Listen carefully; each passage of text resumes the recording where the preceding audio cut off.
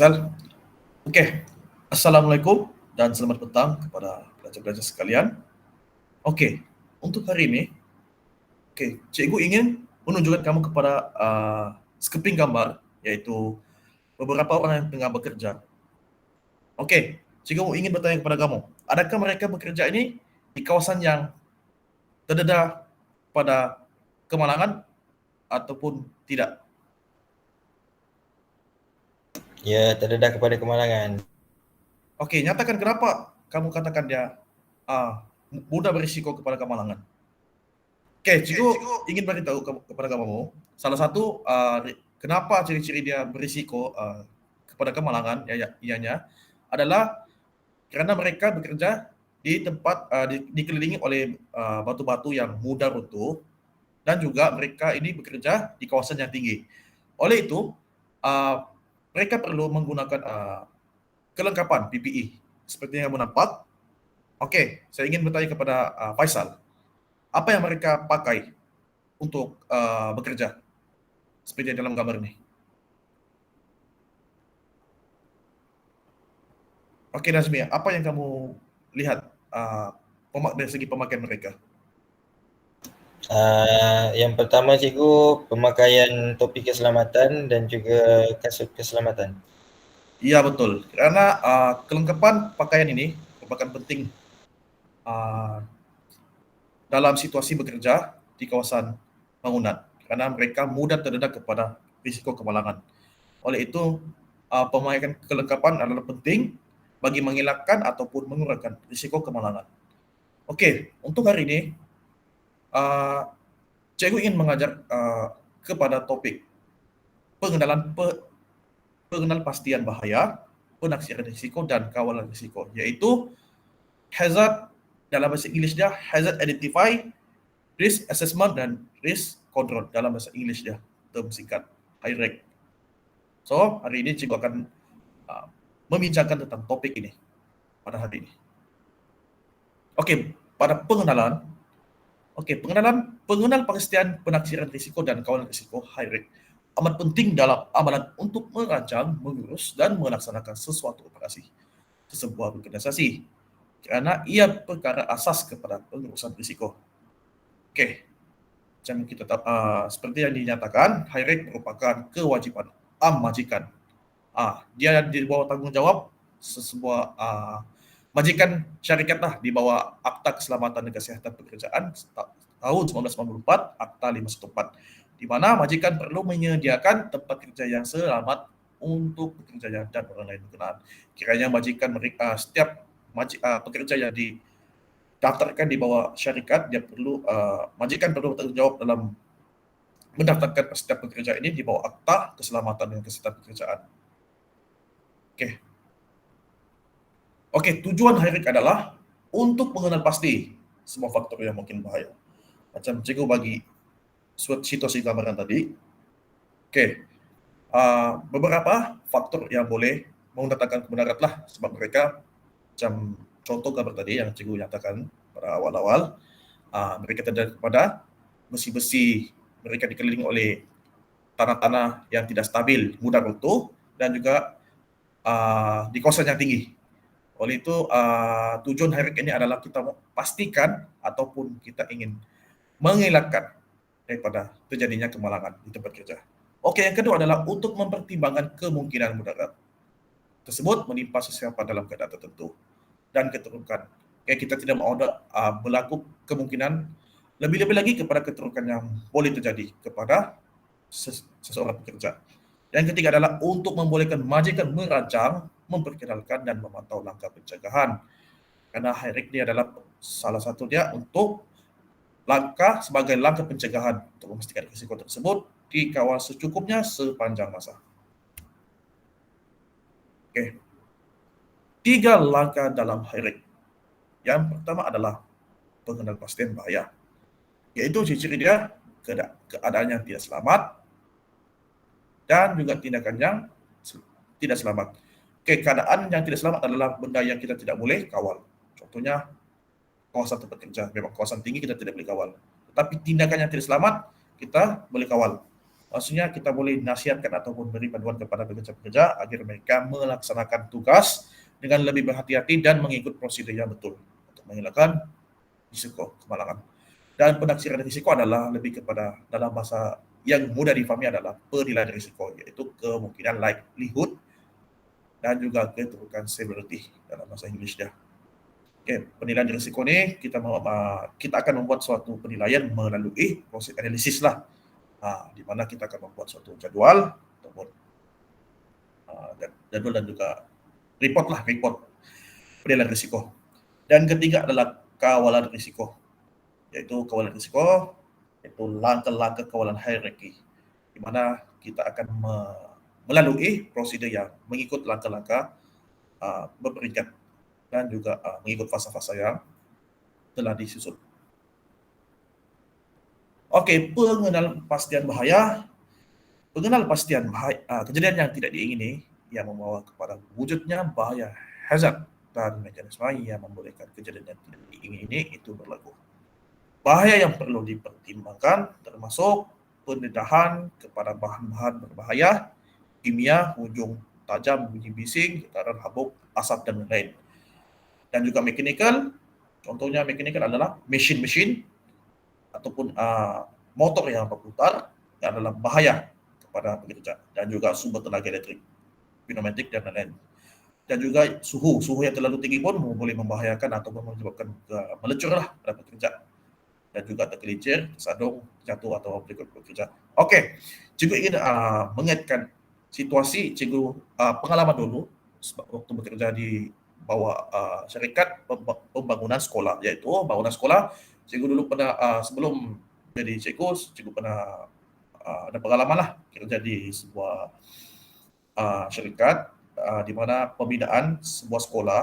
Cikgu bekerja sebagai mechanical engineer, iaitu jurutera mechanical, di mana cikgu pernah mengalami suatu kejadian yang tidak diduga lah, iaitu letupan gas, di mana pekerja sewaktu tu pekerja general worker waktu tu tengah melaksanakan welding, tapi welding itu mengalami kebocoran di sebuah tangki, jadi dia ada letupan lah bila dia terkena api sedikit, percikan sedikit, bila gas dia keluar yang banyak sebab dia menyimpan yang gas yang banyak, jadi bila dia terkena percikan sedikit dia boleh menyebabkan letupan. So waktu letupan tu kami ada membuat bukan aktiviti, memang ada arahan daripada project manager untuk berkumpul di tempat yang memang selamat. So memang kami ada satu poin untuk berkumpul untuk mengelakkan selamat.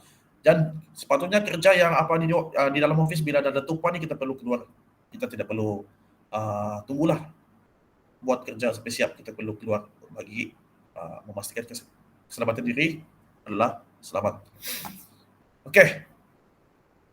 Seterusnya adalah bahaya azan. Okey, ini definisi dia adalah suatu punca atau sesuatu keadaan yang mempunyai potensi di mana boleh mendatangkan mudarat dalam bentuk kecederaan atau kesihatan yang berlaku kepada manusia.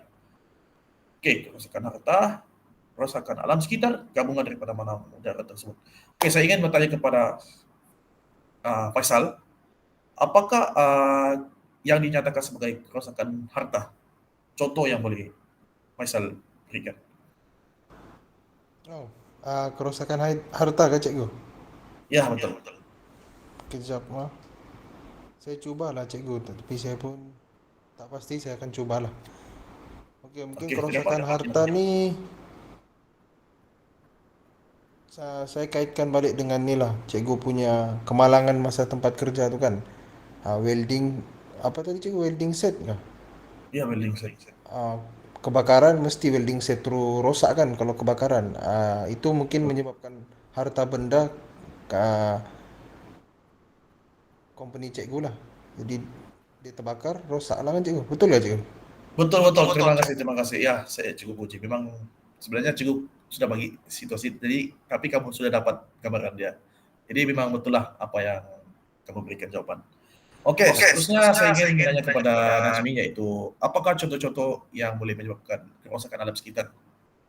Okey, silakan Najmi. Okey, saya cubalah cikgu. Untuk kerosakan alam sekitar, jika berlaku letupan kan tadi cikgu cakap? Betul. Okey, sekiranya berlaku letupan, sudah tentu akan ada api ataupun kebakaran. Jadi antara kerosakannya adalah pencemaran udara dan juga pencemaran bumi. Okey, betul. Okey, memang jawapan itu adalah tepat sekali karena ianya bukan menyebabkan kerosakan harta, di mana kita juga boleh lihat di mana ia mempengaruhi alam sekitar. Contohnya lebih kepada letupan, asap yang menyebabkan asap ni pencemaran udara dan juga bunyi. Letupan yang kuat akan menyebabkan bunyi yang kuat mengganggu kepada mana-mana alam kehidupan lah di sekeliling. Okey, cikgu teruskan di mana cikgu harusnya banggalah kamu dapat menjawab soalan yang tepat, berikan jawapan yang tepat. Cikgu bagi soalan, jadi cikgu pujilah dengan kamu. Walaupun subjek ini kamu baru masuk untuk hari ini, tapi kamu sudah boleh bayangkan. Okey, terima kasih. Okey, ini adalah bahaya di tempat kerja, iaitu salah satunya ada 4 komponen lah. Itu 4 komponen di mana aspek-aspek yang boleh kita beri tumpuan lah kepada aspek ini kerana dia banyak aspek lah bahaya yang bakal datang kepada kita, iaitu yang pertama adalah bahaya kimia, iaitu melalui gas ataupun uap, habuk, mist, fume. Okay, ini adalah bahan-bahan kimia yang bahan kimia berbahaya lah, dia akan boleh masuk melalui elemen-elemen ini. Dan juga yang kedua adalah bahaya fizikal, iaitu melalui mechanical, macam cikgu cakap tadi, benda-benda yang bergerak, iaitu mesin, motor, atau mana-mana benda yang bukan statik, dia dinamik. Dan juga yang kedua adalah electrical. Okay, di mana benda-benda electrical ni yang cikgu katakan tadi lebih kepada rejatan elektrik lah, kita tidak mahu ada benda berlaku. Ekonomik, bising, kenderaan, ketinggian, haba tekanan. Okay, ini semua benda dari segi fizikal lah memang yang kita boleh lihat secara kasar. Okay. Bahaya biological lebih kepada bakteria, virus, wabak. Okay. Jika mana pekerja kita itu tidak ada pembersihan yang betul, ia boleh mendatangkan bahaya kepada biological kepada kita lah jika tidak ada pembersihan yang baik. Okay. Dan kita mulai dijangkiti penyakit. Okay, bahaya psikososial pula adalah ini kita boleh kategorikan dia sebagai psikososial ni bahaya juga, tapi bukan datang daripada keadaan sekeliling, tapi ia datang daripada masalah pekerja, masalah mental, daripada masalah sendirilah, masalah peribadi yang boleh mendatangkan di tempat kerja. Contohnya kekerasan seksual, keadaan kawan sekerja, jiran ataupun dia ada masalah jiran atau keluarga, dan penyalahgunaan dadah. Jadi di mana bahaya psikososial ini boleh dititik beratkan lah, karena ianya salah satu yang kita tidak boleh baca secara kasar lah, kita tidak boleh baca dan lihat karena ianya melibatkan mental disorder. Okay. Seterusnya, ini adalah kategori tenaga yang cikgu cakap tadi, tenaga biologi, iaitu patogen, virus, bakteria dan lain-lain lah, kimia, electrical, ekonomik, kinetik, potensi, tekanan, sinaran, haba. Okay, di mana bagi ini adalah lebih mendalam sedikit atau perinci, iaitu kategori tenaga yang boleh mendatangkan bahaya. Okay, seterusnya, contoh-contoh bahaya dari cedera, iaitu rantai dan gegancu. Okay. Cikgu ingin bagi satu gambaran lah rantai dan gegancu. Okay. Kamu, cikgu ingin bertanya kepada kamu, Faisal. Kamu pernah nampak rantai dan gegancu ini? Di mana-mana? Kan kamu boleh kaitkanlah mana-mana apa yang pernah kamu lihat. Bermain dengan waktu kamu kecil, kamu pernah lihat waktu kerja praktikal kan? Okay, Faisal? Oh, kalau tengok ni cikgu, rantai dengan gegancu ni ada di ni cikgu, motosikal. Ya. Cikgu, saya ada pengalaman cikgu. Saya punya seluar sekolah, masa ayah saya hantar pergi sekolah, tersangkut dekat rantai itu. Alamak. Tapi tak ada luka lah cikgu, tiada cedera, cuma tersangkut. Alhamdulillah, yalah, syukurlah. Sebab ya ini benda ni benda yang bergerak macam cikgu cakap tadi memang bahayalah jika kena sedikit apa-apa kain ataupun tersangkut sedikit kain, dia boleh menyebabkan dia tertarik lah. Dan bila balik lagi yang boleh kita takut, bila yang merisaukan lagi, sekali dengan kita punya bahagian anggota badan lah termasuk ke dalam rantai dada gancu ni. Jadi yalah, ini adalah salah satu yang boleh mendatangkan bahaya. Contoh-contoh bahaya adalah dari cedera. Contohnya di tempat kerja cikgu lah. Dulu rantai dada gancu ni biasanya dia ada di mesin penggoreng lah. So bila mesin itu dikendalikan, dikendalikan, sepatutnya pekerja tidak boleh mendekati rantai dada gancu ni. Benda-benda yang bergerak lah, sebab ianya tidak boleh berhenti. Dan kadang-kadang pekerja yang mengendalikan ini tidak menyedari di mana sekelilingnya ada pekerja ataupun kawan-kawan sekerja. Jadi memang bahayalah. Memang kita kena ambil dan kena beri tumpuan kepada sekeliling kita. Okey, pemotongan tindakan memutuskan sesuatu. Contohnya mesin pemotong. Ini biasanya kita boleh jumpa dan lihat di kawasan-kawasan industri lah, kilang. Dan juga peralatan bergigi. Dan seterusnya ada tali sawah dan takar. Dan ini merupakan sebuah benda kinetik lah, benda yang bergerak, jadi gerakan oleh mesin. Mana ianya boleh mendatangkan kemudaratan. Memang mudah terdedah kepada bahaya. Dan yang lebih merisaukan, ianya boleh melibatkan kejerat kepada anggota badan kita. Okey, maksud apakah itu risiko? Okey, cikgu kasih ringkasan. Risiko adalah gabungan kemungkinan dan juga keterukan. Okey, gabungan kemungkinan ini adalah possibility. Apa yang akan terjadi kemungkinan. Dan juga keterukannya adalah kesan yang akal bahkan kita akan nampak. Dan risiko dia dalam formula matematik dia adalah kemungkinan, itu likelihood dikalikan dengan keterukan severity. Okey, kemungkinan adalah kejadian yang mungkin berlaku macam cikgu cakap tadi dalam tempoh khusus atau dalam keadaan tertentu. Keterukan iaitu pula adalah hasil daripada kejadian macam cikgu cakap, kesan selepas terjadinya kemungkinan. Hasil lah apa yang kita nampak dan berlaku. Contohnya kecederaan atau kesehatan manusia. Sekarang kata gangguan kepada sekitar apa gabungan hasil dari sekolah ini tidak tersebut. Berapa minit je?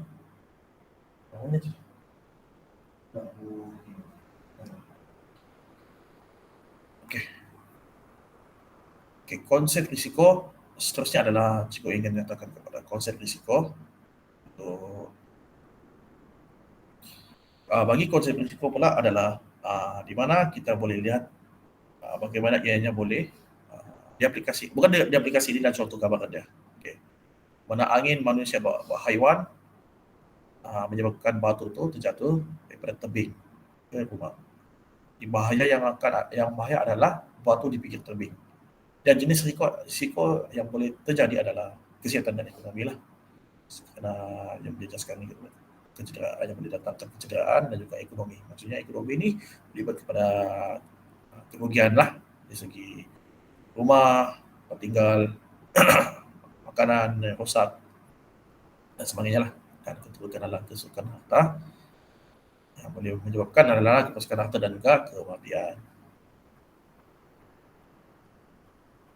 Okey, penaksiran risiko ataupun lebih kepada penilaian risiko. Okay, cikgu ingin bertanya kepada Najmi. Okey, apakah maksud dia itu penaksiran ataupun penilaian? Apa yang kamu faham dari segi penilaian? Penaksiran risiko ni cikgu, kalau pada pendapat saya lah, kita menilai sesuatu risiko yang mungkin terjadi.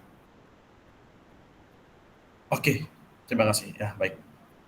Okey, macam Najmi cakap tu, betul lah.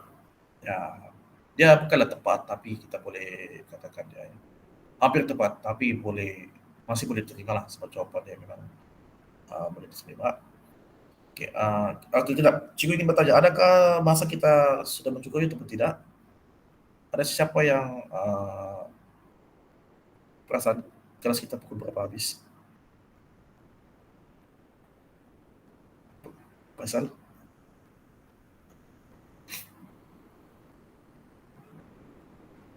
Cikgu.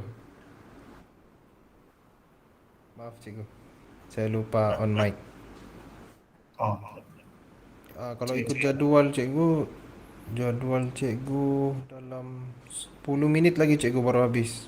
Oh, 10 menit. Okey. Ya. Okey, kita akan teruskan lagi lah. Kalau saya tidak silap lah cikgu, sebab jadual pun saya lupa mau download. Oh, berapa? Okey. Terusnya, kita sambung pada penilaian risiko, iaitu terima kasih Faizal. Kita akan sambung itu mengenal pasti kemungkinan berlakunya sesuatu kejadian yang menggunakan. Oke, ini cukup tidak perlu diterangkan siapa. Ini salah satu analisis lah, ini contoh saja. Kemungkinan besar kita akan baca dua lah. Yang pertama adalah kemungkinan. Untuk dia, kemungkinan besar berlaku hasil daripada apa? Kita boleh letakkan kepada 5 lah, lebih tinggi. Maksudnya bagi lagi teruk lah. Dan mungkin ini adalah satu skala penilaian di suatu situasi kita boleh kaitkanlah, contohnya dalam dalam bengkel. Dalam bengkel kamu boleh buat analisis ini, buat kendaraan jika sekiranya ada sesuatu risiko yang boleh terjadi kemalangan. Okey, yang skala yang besar merupakan yang paling teruk lah, yang paling rendah adalah 1. Jadi dia mengikut susulan lah. Itu yang pertama adalah nomor 1 tidak dapat dijangka, yang kedua adalah jarang sekali, 3 dapat dijangka, keempat adalah mungkin, dan yang kelima adalah kemungkinan besar. Okey, boleh faham?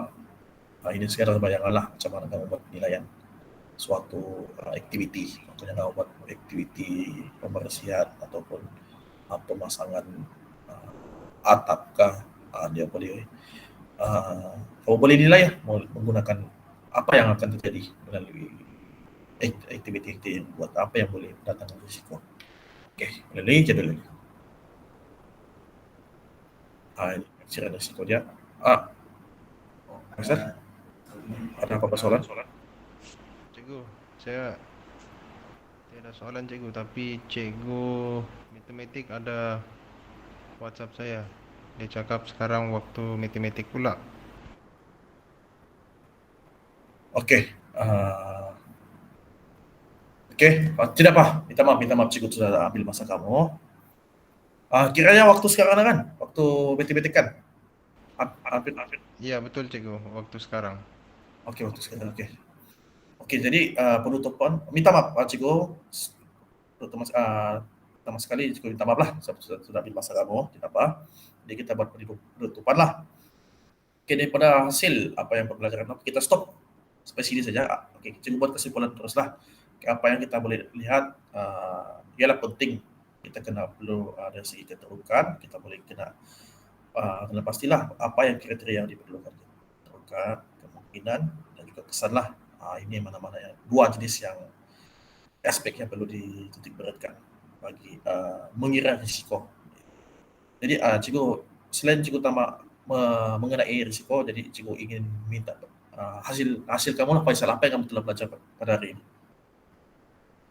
Okey cikgu, pada hari ini saya dapat belajar dan menilai tempat-tempat yang berbahaya, jenis-jenis resiko, macam sebagai contoh yang risiko bahaya fizikal semua tu kan cikgu, biological. Itu yang saya tahu lah cikgu.